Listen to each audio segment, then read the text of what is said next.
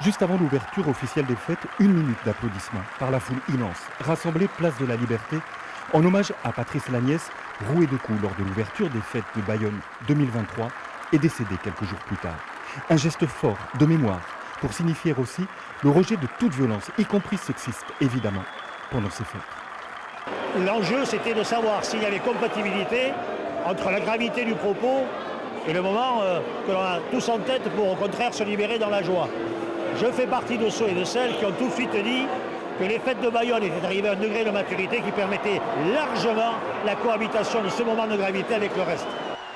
Puis après ce temps de recueillement digne, les clés des 3 quartiers historiques de la cité ont été jetées au balcon, ouvrant ainsi, pour 5 nuits et 4 jours, les fêtes de Bayonne, émotion des jeteurs de clés. Avoir cette ferveur, avoir ce partage, avoir cette envie d'être ensemble, cette envie de se serrer dans les bras, d'avancer dans la même direction. Je trouve que par les temps qui courent, il y a quelque chose d'important et de symbolique. C'est très beau, franchement. Et c'est vrai que j'ai lancé ces clés il y a 24 ans, en 2000. Ça avait une autre résonance.